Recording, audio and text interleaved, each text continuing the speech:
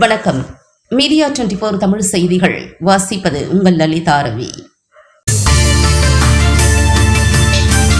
1998ஆம் ஆண்டு கோவையில் நடைபெற்ற தொடர் குண்டுவெடிப்பில் 58 அப்பாவி மக்கள் உடல் சிதறி பலி. தொடர் குண்டுவெடிப்பில் பலியான 58 மாவீரர்களுக்கு நினைவு தூண் அமைக்க சிவசேனா கட்சி தமிழ்நாடு அரசுக்கு கோரிக்கை. வருடா வருடம் பிப்ரவரி 14ஆம் தேதி சிவசேனா கட்சி சார்பில் உயிரிழந்த 58 மாவீரர்களுக்கு அஞ்சலி செய்து வருகிறது. மேலும் பிப்ரவரி 14ஆம் தேதி பல்வேறு இந்து அமைப்புகளும் அஞ்சலி செலுத்தி வருகிறது.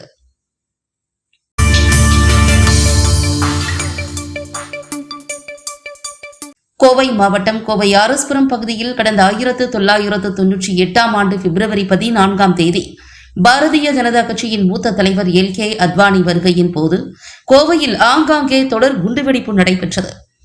பயங்கரவாதிகளால் எல்.கே. அத்வானியை கொள்ள சதி திட்டம் தீட்டப்பட்டு பல்வேறு இடங்களில் குண்டுவெடிப்பு நடைபெற்றது. இதில் நல்வாய்ப்பாக எல்.கே. அத்வானி உயிர் தப்பினார்.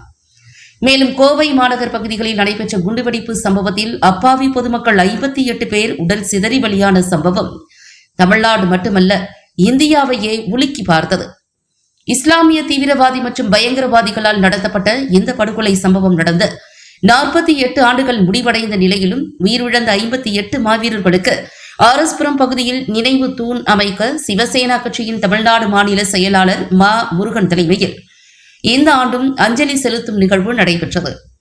இந்நிகழ்ச்சியில் கேரள மாநில சிவசேனா கட்சியின் தலைவர் சஜித் திருத்திக்குனில், தமிழ்நாடு மாநில செயல் தலைவர் சசிகுமார், தஞ்சை மாவட்ட செயலாளர் சசிகுமார் உள்ளிட்ட சிவசேனா கட்சியின் மாநில, மாவட்ட, நகர பொறுப்பாளர்கள் மற்றும் நிர்வாகிகள் உட்பட ஏராளமான பெண்களும் கலந்து கொண்டு அஞ்சலி நிகழ்ச்சியை அமைதியான முறையில் செய்தனர். அதன் பின்னர் சிவசேனா கட்சியின் தமிழ்நாடு மாநில செயலாளர் திரு மா. முருகன் செய்தியாளர்களுக்கு சிறப்பு பேட்டி அளித்தார்.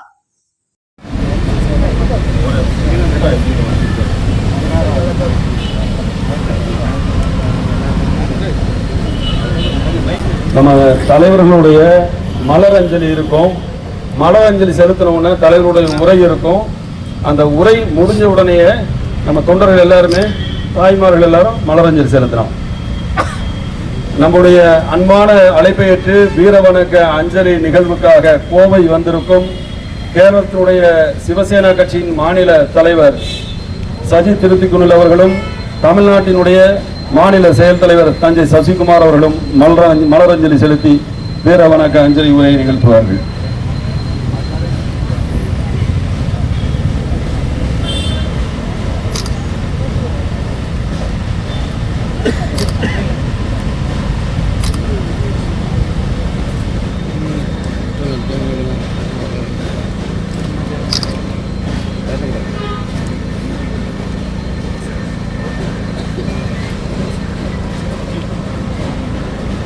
மாநில தலைவர் மரியாதைக்குரிய சஜித் திருத்திக்குனில் அவர்கள் தற்போது தங்களுடைய கருத்துக்களை பதிவு பண்ணுவார்.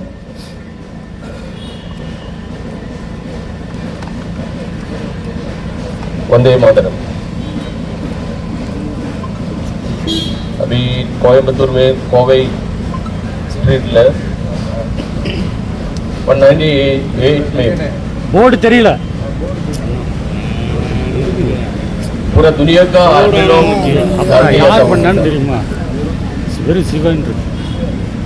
58 अपना भाई और बहन लोग और बच्चा लोग सभी आर्मी लोग मार गए। अभी देखो इतना साल हो गया, वो लोग का घर में और इन लोग का घर वाले को नुकसान हो गया। अभी उसी टाइम अपना तमिलनाडु स्टेट का गवर्नमेंट उसी टाइम चेंज था। बाद के 10 साल का बाद में दूसरा गवर्नमेंट आ गया, लेकिन इतने साल हो गया वो लोग का घर के लिए कुछ भी नहीं। ये दुनिया के अंदर पूरा एकदम प्लास्टिक का न्यूज आ गया था पूरा मीडिया में। उसी टाइम से हम लोग क्या बोल रहे हैं, ऐसे प्लास्टिक तो हो गया, लेकिन उसका कारण क्या है? क्या इधर का हिंदू लोग, इधर का गरीब लोग कुछ किया? नहीं किया। क्योंकि ब्लास्ट के बारे में बोल के इधर का पूरा कक्षी लोग क्या किया, पूरा इलेक्शन आने का टाइम ये बात बोल के इधर का आदमी लोग का वोट लेते, ऐसे अधिकार में पकड़ लेते। अभी ये भी ऐसे हो गया। लेकिन इतना आदमी लोग, बच्चे लोग, भाई लोग मर गया, वो लोग का एक श्रद्धांजलि करने के लिए सरकार एक प्रोग्राम अभी तक नहीं बनाया। एक कोवे का ग्राम का कोयम्बतूर का आदमी लोग को वो चैलेंजिंग कर रहा, इतना आदमी मर गया, उन लोग को ये प्रतिमा इधर लगाया नहीं, कहीं नहीं लगा।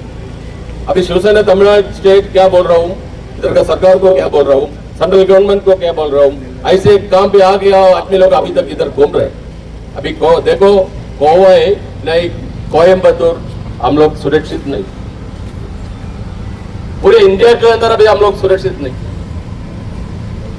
हम लोग के पीछे आतंकवादी लोग पीछे घूम रहे। ये सब अभी सेंट्रल गवर्नमेंट को कुछ कर सकते हैं, लेकिन कुछ भी नहीं कर रहे। आतंकवादी लोग को पकड़ के जेल में डालते हैं, 2 महीना 3 महीने के बाद में वो लोग बाहर आते हैं, वो लोग का पहले का काम फिर भी शुरू होते हैं। यही ऐसे भी है, गोवे नहीं खाली इंडिया में घूम रहे, इधर से खेल रहे, काम के लिए जा रहे, लेकिन क्या गारंटी क्या है, कुछ भी नहीं। वो लोग घर में आया तो आया, नहीं तो नहीं।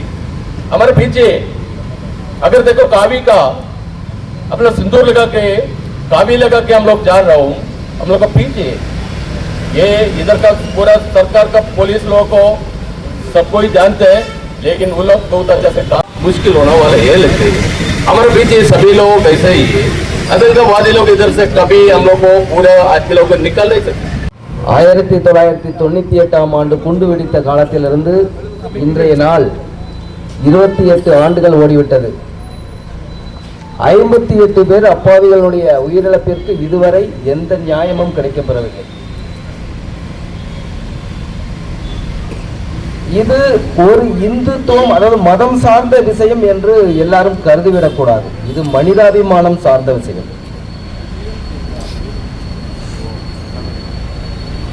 இது இயற்கையாக நடந்த விஷயம் கிடையாது, செயற்கையாக திட்டமிடப்பட்டு செய்யப்பட்ட விஷயம்.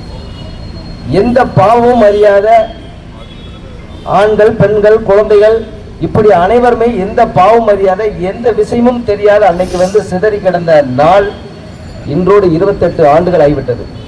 இதற்கு நீதி கேட்பதற்கு இந்த தமிழகத்தில் ஒரு ஆண்மகன் கூட கிடையாது. 5 ஆண்டுகளுக்கு ஒரு முறை சட்டமன்ற தேர்தல் வருது. அந்த தேர்தலில் வாக்குறுதிகள்லாம் அள்ளி வீசப்படுது. 1000 5000 ஆகுது, ஒரு சிலிண்டர் 3 சிலிண்டர் ஆகுது. ஆண்களுக்கு பார்த்தீங்கன்னா ஃப்ரீயா, முதல்ல பெண்களுக்கு ஃப்ரீனா ஆண்களுக்கு ஃப்ரீயா மாறுது பஸ். இதெல்லாம் அற்புதமான விஷயங்கள், வரவேற்கத்தக்கக்கூடியதான். ஆனால் இந்த 58 பேரின் மரணத்திற்கு என்ன வாக்குறுதி வந்தது? இதுவரை ஒண்ணுமே இல்லை.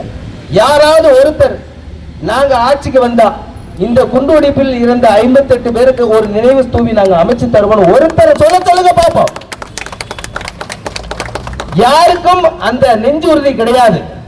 ஏன்னா இது இந்துக்களுக்கு குண்டுவெடிப்பில் இருந்தவங்களுக்காக அந்த நினைவு ஸ்தூதின்னு சொல்லி நம்ம வார்த்தை கொடுத்துட்டோம். அங்க பாத்தீங்கன்னா அந்த இவங்க தலித்து சமுதாயத்தினுடைய அந்த இஸ்லாமியர்களுடைய மற்ற இவங்க கிறிஸ்துவருடைய ஓட்டெல்லாம் நமக்கு கிடைக்காதுங்கிற ஒரு கேவலமான சிந்தனையில இந்த விஷயத்தை இதுவரை யாருமே கையில் எடுத்து போராடல. நாங்கள் ஒரு விஷயத்தை அழுத்தம் திருத்தமாக இந்த இடத்தில் நான் பதிவு செய்கிறேன். ஏற்கனவே சொன்னது போல இது மதம் சார்ந்த விஷயம் அல்ல, மனிதாபிமானம் சார்ந்த விஷயம். சிவசேனா சார்பாக நான் அறைகூவல் விடுகிறேன். கோவையில் இருக்கக்கூடிய இந்து மதங்கள் எல்லாரும் ஒருங்கிணைந்து இந்த நினைவு ஸ்தூதியை அமைப்பதற்கு நீங்கள் உறுதியாக எங்களோடு நின்றால் நாங்கள் இதை அமைத்துக் கொடுப்போம். அல்லது எங்களது தலைமையில் நீங்கள் வருவதை நீங்கள் அதை ஒரு சிரமமாக நீங்கள் கருதினால் உங்கள் தலைமையில் நாங்கள் வருகிறோம். ஆனால் எங்களை பொறுத்தளவை எங்களுடைய அன்பு சகோதரர்களுக்கு இந்த நினைவஞ்சலி, இந்த நினைவு தூவி அமைக்கப்பட வேண்டும் என்ற ஒரே ஒரு கோரிக்கை மட்டும்தான். இதுல நீங்க ஜெயிச்சிட்டீங்களா நாங்க ஜெயிச்சிட்டீங்களா மேட்டரே கிடையாது. எந்த இயக்கம்னாலும் முன்னெடுத்து வாங்க, நாங்க பின்னாடி வரோம்.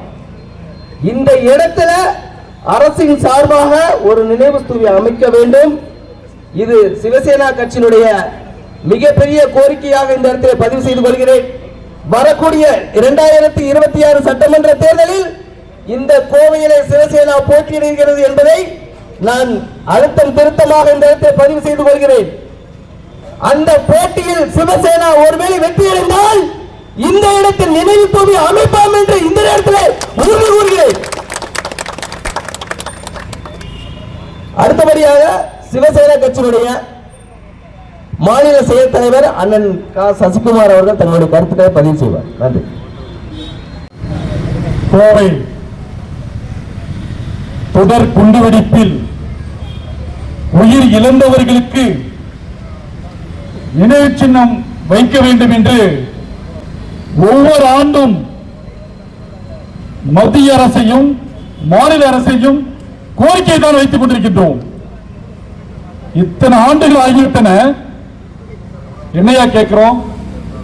நினைவு சின்னம் வைக்கணும். 48 பேர் உயிரிழந்தார்கள், 58 பேர் உயிரிழந்தார்கள், துடிக்க இறந்தார்கள். அவர்களுக்கு என்ன கேட்கிறோம்? ஒரு இடம் ஒதுக்கி நினைவு சின்னம் வைக்க சொல்றோம். மூளைக்கு மூளை செலவழிக்கிறீங்கள, தமிழ்நாடு முழுக்க எல்லா முறையும் செலவழிக்கிறீங்கள. மத்தியிலே இந்துத்துவ ஆட்சி மாற வேண்டும் என்று உயிர் தியாகம் செய்த தேச பக்தர்கள் 58 பேர் இறந்தார்கள். அவர்களுக்கு என்ன கேட்கிறோம்? மத்திய அரசையும் மாநில அரசையும் நினைவு சின்னம் வைக்கணும் கேட்கிறோம். ஏன் வைக்க மாட்டேங்கிற? உனக்கு தேவை ஓட்டு, அதுக்காக வைக்க மாட்டேங்கிற. எனவே மத்தியில் உள்ள பாரதிய ஜனதா அரசாவது, மத்தியில் பாரதிய ஜனதா அரசு மலர வேண்டும் என்று உயிர் தியாகம் செய்தவர்கள், எண்ணில் அடங்காதவர்கள். குறிப்பாக சொல்ல வேண்டும் என்றால் கோவை சசிகுமார் படுகொலை, வீர கணேஷ் படுகொலை, திருவிழாமருதூர் ராமலிங்கம் படுகொலை, திருவிழாமலை சிவகுமார் படுகொலை, தென்காசி குமரபாண்டியன், ஆறுமுக பாண்டியன் இரட்டை சகோதரர்கள், ஒரே குடும்பத்தைச் சேர்ந்த இரட்டை சகோதரர்கள் படுகொலை, அம்பத்தூரில் சுரேஷ் படுகொலை. எத்தனை படுகொலை? 5000க்கும் மேற்பட்டவர்கள், சரி 500க்கும் மேற்பட்டவர்கள் உயிரிழந்துள்ளார்கள். மாற்று மதத்தினரால், இஸ்லாமிய கிறிஸ்தவர்களால் நம்முடைய சகோதரர்கள் 500க்கும் மேற்பட்டவர்கள் உயிரிழந்துள்ளார்கள். எதற்காக உயிரிழந்தார்கள்? மத்தியிலேயும் மாநிலத்திலேயும் இந்துத்துவ ஆட்சி மலர வேண்டும் என்பதற்காக உயிர் தியாகம் செய்தார்கள் தேச பக்தர்கள்.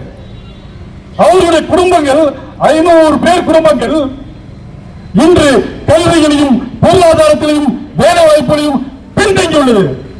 எதுக்காக பின்தங்கியிருக்கு? ஏன் அந்த குடும்பம் உச்சத்தில் நிற்குது? இந்த தேசம் நல்லா இருக்க வேண்டும், நம்முடைய இந்துத்துவ ஆட்சி மாற வேண்டும் என்று நினைத்ததற்காக அவர்களை படுகொலை செய்தார்கள். ஆனால் அவர்கள் குடும்பம் இன்று கல்வியிலும் பொருளாதாரத்திலும் வேலை வாய்ப்பிலும் பின்தங்கி இருக்கிறது. அந்த குடும்பத்தை யார் பாதுகாப்பது? மத்தியில் உள்ள பாரதிய ஜனதாவுக்கு தெரியவில்லையா? இதே தொகுதியில் பாரதிய ஜனதா வேட்பாளர் பாரதி சீனிவாசன் அவர்களை எதற்கு தேர்ந்தெடுத்தார்கள்?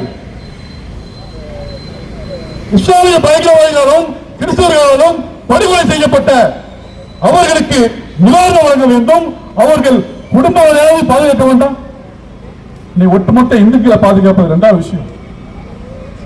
மத்தியில் பாரதிய ஜனதா அரசு மலர வேண்டும் என்பதற்காக 500 பேர் தமிழக முழுக்க உயிர் தியாகம் பண்ணியிருக்கிறார். அந்த குடும்பத்தையே பாதுகாக்க முடியல. அந்த குடும்பத்தை கல்விகளையும் பொருளாதாரத்திலும் வேலை வாய்ப்பிலும் ஒன்றால் முன்னுக்கு கொண்டு வர முடியல. நீ இந்துக்களை எப்படியா பாதுகாக்க போற? ஓம் காளி, ஓம் ஓம் காளி.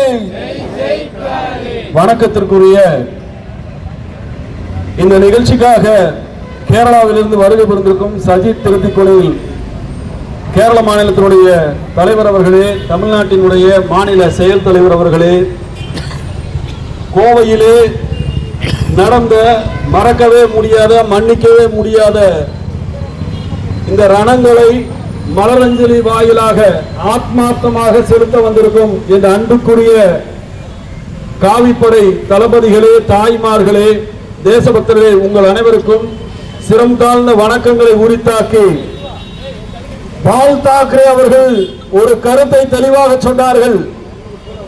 மும்பையிலும் குண்டு வெடித்தது, கோவையிலும் குண்டு வெடித்தது. அல் கொய்தா வேறு அல்ல, அல்லுமா வேறு அல்ல, தமிழ்நாடு முஸ்லிம் முன்னேற்ற கழகம் வேறு அல்ல. இஸ்லாமிய பயங்கரவாதிகள் ஒரே அணியில் இருக்கிறார்கள். ஆகவே கோவை வேறல்ல, மும்பை வேறல்ல என்று முழங்கியவர் எங்களுடைய பாலா சாஹேப் தாக்கரே அவர்கள். சிவசேனையினுடைய தளபதிகள் மும்பை சென்ற பொழுது அவர் தெளிவாக சொன்னார், கன்னியாகுமரியிலிருந்து காஷ்மீர் வரை பயங்கரவாதம் தலைவிரித்தாடுகிறது. கோவையை காத்திடுங்கள். தென்னிந்தியாவினுடைய மான்செஸ்டராய் திகழ்ந்த கோவை காப்பாற்றப்பட வேண்டும். 1998 இதே இடத்துல தான் அங்க பைனாப்பிள் அடுக்கப்பட்ட ஒரு கைவண்டி இருந்தது. அது பக்கத்துல தான் நின்றுட்டு இருந்தேன். அதே இடத்துல தான் நின்றுட்டு இருந்தேன். குண்டு வெடித்தது. கையிலிருந்து காலிலிருந்து ரத்த சகதியிலே இது பூரா செதறினாங்க. மேடையிலிருந்து அத்வானி வரக்கூடிய அந்த மேடையிலிருந்து அவன் சொல்றான், ஏதோ பட்டாசு பாவம், அவங்களுக்கு ஒண்ணும் தெரியல, விவரம் தெரியல, பட்டாசு வச்சுட்டான் இருந்தான். அங்கங்க குண்டு வெடிக்கிறது. இந்த குண்டு வெடிப்பு சம்பவத்தில் ஏதோ பொழுதுபோக்குக்காக இங்க பேசுறேன்னு நினைக்காதீங்க. நெட்வொர்க் உலகம் முழுக்க அவன் தெளிவா இருக்கிறான். பயங்கரவாதத்தை எல்லா இடங்களையும் அவன் விதைக்கிறான். பால் தாக்கரே அன்றே சொன்னார், தமிழகம் காக்கப்பட வேண்டும். உங்க தாய் மண்ணிலிருந்து வந்திருக்கீங்க. தமிழ்நாட்டை காப்பாற்றுறதுக்கு என்ன உரிமை குரல் நீங்க கொடுத்தாலும் எங்களுடைய தலைமையிலிருந்து நம்ம தளபதிகள் அங்க வருவாங்க. என்ன பண்ணணும்னு சொல்லுங்க. நாங்க எங்கேயாவது பார்த்திருக்கீங்களா? பகவத்கீதையில நாகப்பட்டினத்துல தன்னுடைய வீட்டுக்கு ஒரு பார்சல் வருதுன்னு சொல்லிட்டு எங்க கட்சியினுடைய தலைவர் தங்கமுத்து கிருஷ்ணன், நிறைய பேருக்கு நல்லா தெரியும், அவர் நீதிமன்றத்துக்கு போயிருக்காரு. காலையில் நேரம் அவர் வர்றதுக்குள்ள ஒரு 11:30 மணிக்கு பகவத்கீதை பார்சல் ஒன்று வருது. அவங்க மனைவி அதை வாங்கி பிரிக்கிறாங்க.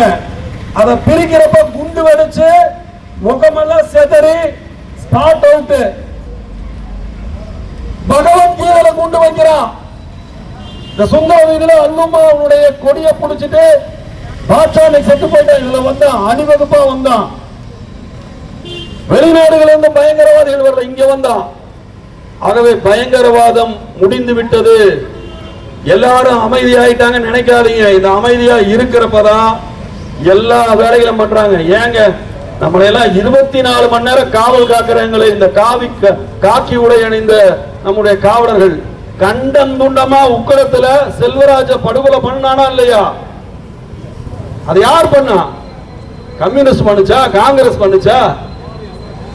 இஸ்லாமிய பயங்கரவாதிகள் அந்த காவல் அதிகாரி செல்வராஜ படுகொலை பண்ணா. இதே உக்கடத்துல. நான் சும்மா அங்க நடந்தது இங்க நடந்ததுனால நான் பேச வரல. காவல் அதிகாரிகளுக்கே இந்த நாட்டில் பாதுகாப்பற்ற ஒரு சூழல் நிலவுது. ஆகவே அப்துல் நாசர் மதானி கேரளாவில் இருந்தோம், அல்லுமா அன்சாரி கோயம்புத்தூர்ல இருந்தோம், ஒசாமா பின் லாடன் எங்கேயோ இருந்தோம். இவங்க நெட்வொர்க் பண்ணி தான் கோயம்புத்தூரை குறி வச்சாங்களான்னு நினைச்சு கேட்டீங்கன்னா இந்தியாவுடைய தெளிவா எழுதுனா, தமிழகத்தை குறிவைக்கிறது பாகிஸ்தான் தலையங்க எழுதுனா. நான் சொல்லல, இந்தியாவுடைய எழுதுனா, தமிழ் எக்ஸ்பிரஸ் எழுதுனா, பத்திரிகையாளர்கள் எப்படி எழுதுறாங்க. ஆகவே பயங்கரவாதத்தை வேறறுக்க வேண்டும் என்று சொன்னால் விழிப்புணர்வு தேவை. நம்முடைய மக்களுக்கு பாதுகாப்பு வேண்டும் என்று சொன்னால் நாம் எல்லாம் ஒருங்கிணைந்த இந்துத்துவ சக்தியாக திகழ வேண்டும். இந்துக்களுடைய ஓட்டுக்களை எல்லாம் பெற்றுக்கொள்ளும் தலைவர்கள் சொன்னாங்க. சட்டமன்றத்திலே இந்துக்களுடைய வேதனை குரலை எதிரொலித்திட நான் எம்எல்ஏ ஆனா உடனடியா உங்களுக்கு நினைவு சதுக்கம் அமைச்சு கொடுப்பேன்னு சொன்னாங்க. கும்பகோணத்துல தீக்கிரையானாங்க குழந்தைங்க எல்லாம். மாண்புமிகு ஜெயலலிதா அவர்கள் கும்பகோணத்துல அமைச்சு கொடுக்கலையா?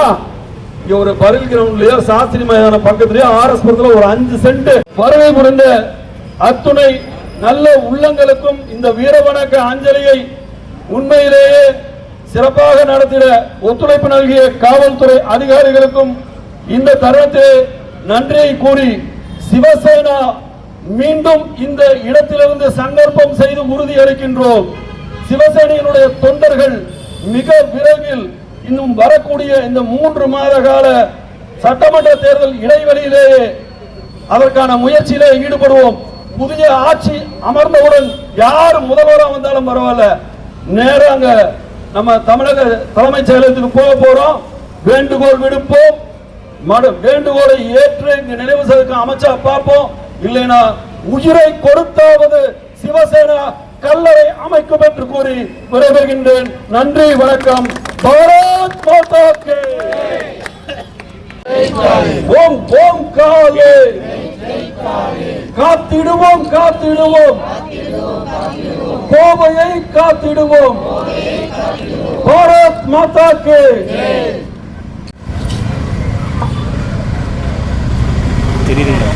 தாய்மார்கள் செலுத்துவதற்கு அப்புறம் நம்மளுடைய தொண்டர்கள் ஒருவர் பின் ஒருவராக மலரஞ்சலி செலுத்தலாம். அவங்க செலுத்தும்.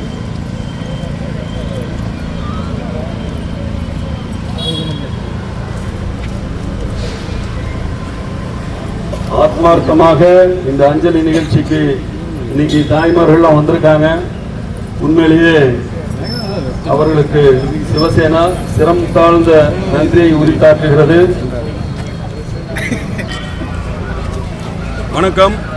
சிவசேனா கட்சியின் மாநில செயலாளர் மா முருகன் கோவையிலிருந்து இன்றைய தினம் வீரவணக்க அஞ்சலி நிகழ்ச்சிக்காக கேரளாவிலிருந்து மாநில தலைவர் சஜித் திருத்திக்குனில் அவர்களும் மாநிலத்தினுடைய செயல் தலைவர் தஞ்சை க சசிகுமார் அவர்களும் இந்த மண்ணிற்கு வருகை புரிந்திருக்கிறார்கள். இறந்தவர்களின் ஆன்மா நற்கதி அடைய வேண்டும், ஒரு கல்லறை அமைக்க வேண்டும், நினைவு சதுக்கம் அமைக்க வேண்டும். ஆண்டுதோறும் இதே இடத்திலே வீரவணக்க அஞ்சலி ஊர்வலத்தை துவக்கி ஒவ்வொரு ஆண்டும் நாம் நடத்தி கொண்டிருக்கின்றோம். இந்த நினைவு சதுக்க கோரிக்கை ஒரு மரபாகவே இருந்து கொண்டிருக்கின்றது. ஆகவே வரக்கூடிய ஆட்சியாளராவது அதை மாற்ற வேண்டும் என்று வலியுறுத்தி இன்றைய தினம் வீரவணக்க அஞ்சலி சபதத்தை சங்கல்பத்தை நாம் எடுத்துள்ளோம். மத்தியிலே ஆட்சியில் இருக்கக்கூடிய நரேந்திர மோடி அரசாங்கம் பயங்கரவாதிகளை ஒடுக்க வேண்டும் என்று சொன்னால் பொடா சட்டத்தை கொண்டு வர வேண்டும். பொடா சட்டம் பயங்கரவாதிகளை வேறெடுப்பதற்கும் ஒடுக்குவதற்குமான ஒரு சட்டம். இந்த சட்டத்தை லிபரல் பண்றாங்க. காங்கிரஸ் கவர்மெண்ட் அன்னைக்கு லிபரல் பண்ணுச்சு. இன்னைக்கு சென்ட்ரல் கவர்மெண்டா இருக்கக்கூடிய பாஜக அரசாங்கமும் லிபரல் பண்ணுது. பயங்கரவாதிகளை மென்மையா தடவி கொடுக்க வேண்டிய அவசியம் என்ன? இதைத்தான் சிவசேனா கேட்குது. பயங்கரவாதம் ஒழிக்கப்பட வேண்டும் என்று சொன்னால் பொடா சட்டத்தை இந்த ரத்தம் சிந்திய கோவை மண்ணிலிருந்து உறக்க சொல்கிறோம். பொடா சட்டம் வேண்டும். மத்தியிலே இருக்கக்கூடிய மோடி அரசாங்கம் இதை உடனடியாக கொண்டு வர வேண்டும் என்று இந்த மண்ணிலிருந்து நாம் சூளுரைக்கின்றோம். அதே போல நினைவு சின்னம் இத்தனை ஏரியா இருக்குது. தமிழ்நாட்டினுடைய சட்டமன்றத்தில் தெற்கு தொகுதியில வானதி சீனிவாசன் வாய்கிளிய பேசி தெருவுக்கு தெரு இந்துக்களுடைய ஓட்டுகளை வாங்கிய வானதி சீனிவாசன் இன்று இந்துக்களை ஏமாற்றி துரோகம் செய்து இந்த தொகுதியை விட்டு ஓடக்கூடிய நிலையில இருக்கின்றார். வேதனை குரல சட்டமன்றத்தில் எடுத்து சொல்றேன்னு சொல்லிட்டு அங்க போனவங்க இந்துத்துவத்தில் 2 வேஷம் போடுறாங்க. மக்கள் உணர்ந்து கொள்ள வேண்டும். சிவசேனா உண்மையான ஒரு பிரச்சாரத்தை இந்த சட்டமன்ற தேர்தலிலே எதிர்கொள்ளும் வேட்பாளரை நிறுத்தும் என்று எங்கள் தலைவர் அறிவித்திருக்கிறார். விரைவிலேயே அதனுடைய விஷயத்தை மும்பையிலிருந்து எங்களுடைய தலைவர்கள் அறிவிப்பார்கள். தென்னிந்தியாவினுடைய மான்செஸ்டர் கோவை மீண்டும் புரட்சிகரமான தொழில் நகரமாக மாறும் என்பதை இந்த தருணத்திலே தெரிவித்துக் கொள்கின்றேன். நன்றி, வணக்கம், ஜெய்ஹிந்த். வருஷம் இந்த பிப்ரவரி 14ஆம் தேதி இங்கே வர்றீங்க. ஒவ்வொரு டைமும் அஞ்சலி செலுத்துறீங்க, கோரிக்கையை வைக்கிறீங்க. மத்திய அரசும் செய்யலை, மாநில அரசும் செய்யலை. இதை எப்படி பார்க்குறீங்க? இந்துத்துவம் அப்படிங்கிறது வந்துங்க காஷ்மீர்லேருந்து கன்னியாகுமரி வரைக்கும் அது எல்லா மதங்களும் சேர்ந்தது தான் இந்துத்துவம் நம்ம சொல்லிட்டு இருக்கோம். ஆனால் சிறுபான்மையினுடைய ஓட்டை வாங்கணும்னு சொல்லிட்டு அரசியல்வாதிகள், திராவிட இயக்கங்கள் ஆகட்டும், மாற்று அமைப்புகளாகட்டும் போலி அரசியல் வேஷம் போடுறாங்க. ஒவ்வொரு வருஷமும் நம்ம குரல் கொடுத்துட்டு இருக்கோம். ஏன் பாஜக இருக்கக்கூடிய வானதி சீனிவாசனே 2 வேஷம் போடுறாங்களே? இந்துக்களுக்காக போராடக்கூடிய கட்சின்னு சொல்றாங்கல்ல, சித்தாந்தம் பேசுறாங்கல்ல, இதுவரைக்கும் ஏன் அவங்க பண்ணல? போன வருஷம் இதே பிரச்சனை தான் நான் பேசுறப்போ அண்ணாமலைட்ட இதே பத்திரிகையாளர்களும் தொலைக்காட்சி நிருபர்களும் கூட மைக்க நீட்டுறீங்க. அந்த அக்கா உடனே அங்க சிஎம் கேட்கறாங்க, கதறாங்க, அழுகுறாங்க. ஸ்டாலின் ஐயா கேட்க மாட்டேங்க. கேட்கலன்னா சட்டமன்றத்துல இருந்து எம்எல்ஏ பதவியை ரிசைன் பண்ணிருக்கணும். உண்மையான அந்த எம்எல்ஏ இருந்தா என்ன பண்ணிருக்கணும்? ரிசைன் பண்ணிருக்கணும். இந்துக்களுக்காக போராடக்கூடிய வானதி சீனிவாசன் வாய்கிலேயே பேசுறாங்களே, ஏன் ரிசைன் பண்ணல? ராஜினாமா ஏன் பண்ணல? போலியா வேஷம் போறதும் பாஜகவும் ஒண்ணுதான். அதனாலதான் உங்க கேள்விக்கு நாங்க இங்க கத்திட்டு இருக்கிறோம். வரக்கூடிய ஆட்சியாளர்கள், அது எந்த ஆட்சியா இருந்தாலும் பரவாயில்ல, சிஎம் சந்திப்போம். கேட்கலையா அற போராட்டத்தில் மும்பையிலேருந்து எங்க தலைவர்களை வர வச்சு மாபெரும் மக்கள் எழுச்சி போராட்டமா இதே கோவையில் நடத்துவோம். இந்த இடத்துல நான் சொல்லிக்கிறேன்.